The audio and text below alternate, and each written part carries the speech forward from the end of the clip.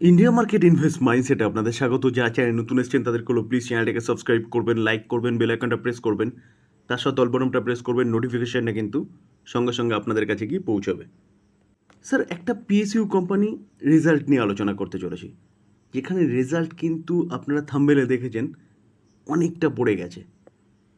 তো চলুন রেজাল্টটা দেখে নিই এবং তারপরে দেখব কোন কোম্পানি, এই কোম্পানিটা কিন্তু যা রেজাল্ট করেছে সেই অনুযায়ী কিন্তু কালকে ভালো একটা গিরাবট দেখা যেতে পারে। দেখুন, আমরা কনসোলিডেট নাম্বার দেখে নেব। রুপিজ ইন কারোয়ে রয়েছে। সিকোয়েন্স দেখে নেব। সিকোয়েন্স কী আছে? সিকোয়েন্স 30/6/23, 31/3/24, 30/6/24। সিকোয়েন্স একদম ঠিকঠাক আছে। আমরা যদি কোম্পানির টোটাল ইনকাম দেখলে দেখা যাবে। দেখুন ইনকাম কী বলছে। ইনকাম 24,876, আগের কোয়ার্টারে 29,629, এই কোয়ার্টারে 27,334। তো ইয়ারলি জাম্প করলো, কোয়ার্টারলি কিন্তু অনেকটা পড়েছে। তো ইনকাম তো গেল, এবার আমরা এক্সপেন্সেস দেখে নেব। দেখুন টোটাল এক্সপেন্সেস দেখলে দেখা যাবে কোম্পানি কী করেছে। কোম্পানি এক বছর আগে 23,318, আগের কোয়ার্টারে 27,455, এই কোয়ার্টারে 27,233। তো ইনকাম ইয়ারলি বেড়েছে, খরচাও কিন্তু ইয়ারলি অনেকটাই বেড়ে গেছে। কোয়ার্টারলি সামান্য একটু কম আছে। ওকে, ইনকাম মাইনাস এক্সপেন্সেস করলে পরে কোম্পানির কী পাওয়া যায়? Operating profit. তো আমরা অপারেটিং প্রফিট দেখতে পারবো। দেখুন অপারেটিং প্রফিটই বলছে 1500, এক বছর আগে কত? 1558, আগের কোয়ার্টারে 1774, এই কোয়ার্টারে অনলি ফর 100। বুঝতে পারছেন তো? যেখানে কোম্পানির ইনকাম কমে গেছে কিন্তু খরচা প্রচুর হয়ে গেছে, যার জন্য অপারেটিং প্রফিট একদম সামান্য শো করছে। তো এবার আমরা কী করবো? এবার হচ্ছে net profit loss for the period দেখলে দেখা যাবে। দেখুন ট্যাক্স এবং অ্যাডজাস্টমেন্টের পরে এক বছর আগে 1014 ছিল, আগের কোয়ার্টারে 1138, এই কোয়ার্টারে অনলি ফর 73। কোথায় 1000, কোথায় 73, কোথায় 1138, সেটা 73 এসে দাঁড়িয়েছে। তো সেই জায়গায় দাঁড়িয়ে কোম্পানির প্রফিট কয়েক গুণ পড়ে গেছে, সেটা আমরা কিন্তু ইপিএসও দেখতে পারবো। দেখুন এক বছর আগে ইপিএস ছিল 5.79, আগের কোয়ার্টারে 6.50, এই কোয়ার্টারে 0.42। তো স্যার কোম্পানির নাম কি? Mangalore refinery and petrochemical limited. এই কোম্পানিটা দেখুন আজকের দিনে 214তে ট্রেড করছে, একটা সামান্য গিরাবট দেখা গেছে, কিন্তু যা রেজাল্ট করেছে সেই অনুযায়ী কিন্তু বলা যেতে পারে এই কোম্পানিটা কালকে ব্যাপক একটা গিরাবট দেখাতে পারে। যেখানে আমরা যদি কোম্পানিটা রিটার্ন দেখি, দেখুন এক বছরে 146%, খুব ভালো একটা রিটার্ন কিন্তু কোম্পানিটা বানিয়ে দিয়েছে। আমরা যদি 5 বছর রিটার্ন দেখি প্রায় 300%-এর কাছাকাছি।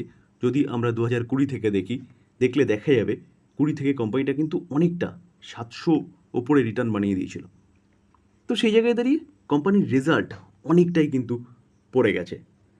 দেখুন স্যার, এই আর্টিকেল দেখলে দেখা যাবে এমআরপিএলের কোয়ার্টার ওয়ানের রেজাল্ট, নেট প্রফিট 93% পড়েছে। ভাবতে পারছেন 93% কোয়ার্টার ওয়ানের রেজাল্ট বা প্রফিট পড়েছে, যেখানে রেভিনিউ কিছুটা জাম্প করেছে। কতটা?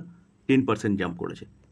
তো সেই জায়গায় দাঁড়িয়ে কিন্তু এই কোম্পানিটা আপনি রাডারে রাখতে পারেন, কারণ এই কোম্পানিটার মধ্যে কিন্তু কালকে খুব ভালো গিরাবট একটা দেখা যেতে পারে। ডিএলএফ, দেখুন ডিএলএফ রিয়েল এস্টেটের কোম্পানি, যে কোম্পানিটা আজকের দিনে প্রায় 2%-এর কাছাকাছি একটা ভালো আপসাইড মুভমেন্ট দেখিয়েছে। দেখুন আমরা যদি কোম্পানিটা রিটার্ন দেখি, এক বছরে 68% রিটার্ন দিয়েছে। আমরা যদি কোম্পানিটার 5 বছর রিটার্ন দেখলে দেখা যাবে 5 বছরে 361% রিটার্ন দিয়েছে। কেন? কারণ রিয়েল এস্টেটের বাজার কিন্তু এখন যথেষ্ট ভালো চলছে, কোম্পানি ভালো পারফরমেন্স করছে। এই কোম্পানিটাকে নিয়ে কিন্তু একটা ব্যাপক বড় নিউজ পাওয়া যাচ্ছে। চলুন কী নিউজ পাওয়া যাচ্ছে সেটা দেখি এবং তার পাশাপাশি কিন্তু কোম্পানির সম্বন্ধে একটু আলোচনা করার চেষ্টা করব। দেখুন স্যার, এই আর্টিকেল দেখলে দেখা যাবে ডিএলএফ কী করতে চলেছে, গোয়ার মার্কেটে যেতে চলেছে। কথা কোন মাসে? ইন আগস্টে, যেখানে লঞ্চ করতে চলেছে লাক্সারি ভিলা, যার কস্ট অ্যারাউন্ড কত? 50 কারোর। দেখুন এই আর্টিকেল দেখলেও দেখা যাবে ডিএলএফ লঞ্চ করতে চলেছে সুপার লাক্সারি ভিলা, যার কস্ট 50,000 কারোর। ইন কোথায়? Goa, in Q2 FY 24-25-এর। যেটা স্যার ডিএলএফের জন্য কিন্তু একটা ভালো নিউজ। এই কোম্পানিটা আপনি আপনার রাডারে রাখতে পারেন, কারণ রিয়েল এস্টেট কিন্তু এখন ভালো করছে, ভবিষ্যতে আরও ভালো করতে পারে। এই কোম্পানিটা তার বিজনেস সেট আপ করতে চলেছে গোয়ায়। তো অবভিয়াসলি বিজনেস সেট আপ করলে কোম্পানির রেভিনিউ বাড়বে, প্রফিটেবিলিটি বাড়বে। যেখানে স্যার মার্কেট ক্যাপ অনুযায়ী যদি দেখলে দেখা যাবে এই যে ডিএলএফ কোম্পানিটা, এই কোম্পানিটা কিন্তু number 1 company as per market capitalization. তারপরে কি আছে? তারপরে গোদরেজ প্রপার্টি এবং তারপরে আদার্স যেসব কোম্পানিগুলো রয়েছে সেগুলো। তো নাম্বার 1 কোম্পানি নিয়ে কিন্তু আলোচনা করছি আমরা।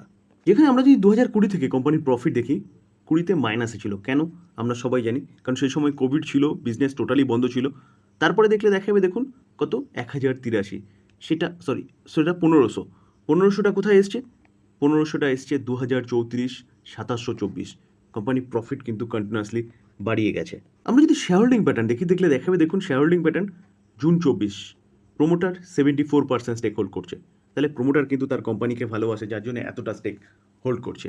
ফরেন ইনস্টিটিউশন ইনভেস্টর দেখুন তার স্টেক সংখ্যা কিন্তু বাড়াচ্ছে এবং এখন 16.17% স্টেক হোল্ড করছে। ডিআইএস 4%, প্রায় 5%-এর কাছাকাছি স্টেক হোল্ড করছে এবং পাবলিককে দেখলে দেখাবো পাবলিকও কিন্তু অনলি ফর 5%-এর কাছাকাছি স্টেক হোল্ড করছে। তাহলে স্যার 74% স্টেক হোল্ড করছে কে? প্রোমোটার। আর বাদবাকি 26-এর মধ্যে কিন্তু 20%-এর ওপরে স্টেক হোল্ড করছে কে? Foreign institution investor, domestic institution investor. কেন হোল্ড করছে? বুঝতে হবে স্যার। তো স্যার এই কোম্পানি কিন্তু আপনি চিন্তাভাবনা করতে পারেন, যেখানে কোম্পানি কন্টিনিউয়াসলি ভালো পারফরমেন্স দেখাচ্ছে, ভবিষ্যতেও কিন্তু আরও ভালো পারফরমেন্স এই কোম্পানি দেখাতে পারে। স্যার রিলায়েন্স ইন্ডাস্ট্রিজ দেখলে দেখা যাবে আজকের দিনে 3.5%-এর কাছাকাছি কিন্তু পড়েছে। তো লাস্ট এক মাস দেখলে দেখা যাবে কোম্পানিটা কিন্তু ভালো একটা আফসাইড মুভমেন্ট দেখিয়েছিল, এখনও এতটা পড়ার পরে 4% আফসাইড মুভমেন্ট দেখাচ্ছে। তো দেখুন স্যার, আমরা যদি দেখি আজকের দিনের গিরাবাট বাদ দিয়ে দেখলে দেখা যাবে অ্যাপ্রক্সিমেট 10%-এর ওপরে কিন্তু কোম্পানিটা রিটার্ন দিয়েছিল। কেন? কারণ একের পর এক ভালো নিউজ পাওয়া যাচ্ছে। তাহলে আজকে কোম্পানিটা পড়েছে কেন? আজকে যদি পড়ার পিছনে কারণ বলেন, তাহলে কারণ হচ্ছে কোম্পানিটার রেজাল্ট, যার জন্য কিন্তু কোম্পানিটা পড়েছে, যেখানে রেজাল্ট কিন্তু কোম্পানির খুব একটা ভালো হয়নি। দেখুন স্যার, আমরা যদি কোম্পানির ইনকাম দেখি, অর্থাৎ 2,31,784 crore, যেটা 2,36,000 ছিল আগের কোয়ার্টারে, এবং এক বছর আগে যদি দেখি তাহলে দেখলে দেখা যাবে 2,07,000 ছিল। তো 2,07,000টা 2,31,000 হয়েছে, বেড়েছে, কিন্তু কোয়ার্টারলি কোম্পানির যে ইনকাম সেটা কিন্তু পড়ে গেছে। এবং খরচা দেখলে দেখা যাবে খরচাও কিন্তু কত ছিল? 1,93,000, যেটা 1,94,000 ছিল। খরচা কমেছে কোয়ার্টারলি, কিন্তু ইয়ারলি দেখলে দেখা যাবে 1,00,000 কত ছিল? 69। তো ইয়ারলি হচ্ছে অনেকটাই কিন্তু বেড়েছে। তো এবার সেটা প্রফিট যদি দেখি তাহলে দেখলে দেখা যাবে দেখুন নেট প্রফিট কী করেছে।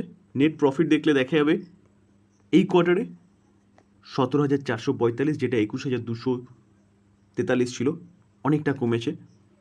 এবং এক বছর আগে যদি দেখি তাহলে দেখলে দেখা যাবে সেটা 18,258 ছিল। তো 18,258টা 17,445 হয়েছে, ইয়ারলি অনেকটা কমেছে, কোয়ার্টারলিও কমেছে। তো এটাই কিন্তু কারণ এই কোম্পানিটার আজকে পড়ার পিছনে। রেজাল্ট যথেষ্ট খারাপ হয়েছে ইয়ারলি, কোয়ার্টারলি, তার জন্যই কিন্তু কোম্পানিটা পড়েছে। তো এই জায়গায় দাঁড়িয়ে কী করবেন? দেখুন এত বড় কোম্পানি, মার্কেট ক্যাপ দেখুন প্রায় 21 লাখ কারোর। তো এই কোম্পানির কোনো কোয়ার্টারের রেজাল্ট খারাপ হয়েছে মানে এই নয় যে কোম্পানি এখান থেকে শেষ হয়ে যাবে, এখান থেকে ডুবে যাবে বা এখান থেকে জিরো হয়ে যাবে। রেজাল্ট কোনো কোয়ার্টারের খারাপ হতেই পারে। তো সেই জায়গায় দাঁড়িয়ে স্যার যদি লং টার্ম ইনভেস্টমেন্টের জন্য বলেন, তাহলে সেফলি ইনভেস্টমেন্ট বেস্ট ইনভেস্টমেন্ট, যেখানে কিন্তু চোখ বন্ধ করে আপনি ভরসা করতে পারেন এই কোম্পানিকে। দেখুন আমরা যদি এক বছর রিটার্ন দেখি দেখলে দেখা যাবে এক বছরে কোম্পানিটা 20% রিটার্ন দিয়েছে। আমরা যদি 5 বছর রিটার্ন দেখি দেখলে দেখা যাবে 170%। যেখানে 20 লাখ কারোর হচ্ছে একটা কোম্পানি, যে কোম্পানি 5 বছরে 170% রিটার্ন দিয়েছে। বুঝতে পারছেন তো?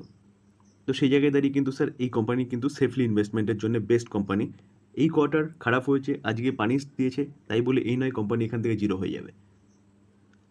ডিসক্লেমার দিয়ে রাখি স্যার, কোম্পানিগুলো সম্বন্ধে ভালো নিউজ পাওয়া যাচ্ছে, ভালো বা খারাপ নিউজ পাওয়া যাচ্ছে, সেগুলো নিয়ে আলোচনা করলাম, কারণ আমরা মার্কেটে আছি, আমাদের এই নিউজগুলো কিন্তু জানা দরকার। তো এটা লার্নিং হিসেবেই নেবেন এই ভিডিওটাকে, বাই সেল রেকমেন্ডেশন একদম নয়। যদি বাই করতে হয় তাহলে নিজে অ্যানালাইসিস করবেন বা আপনি আপনার ফাইন্যান্সিয়াল অ্যাডভাইজারের সাথে কিন্তু কথা বলে নিয়ে তারপর ডিসিশন নেবেন বাই বা সেল করার। আলোচনা এই পর্যন্তই। যদি ভালো লাগে, যারা চ্যানেল নতুন এসেছেন তাদের প্লিজ চ্যানেলটাকে সাবস্ক্রাইব করবেন, লাইক করবেন, বেল আইকনটা প্রেস করবেন, তার সাথে অল বাটনটা প্রেস করবেন, নোটিফিকেশনটা কিন্তু সঙ্গে সঙ্গে আপনাদের কাছে গিয়ে পৌঁছাবে। থ্যাংক ইউ, ভালো থাকবেন।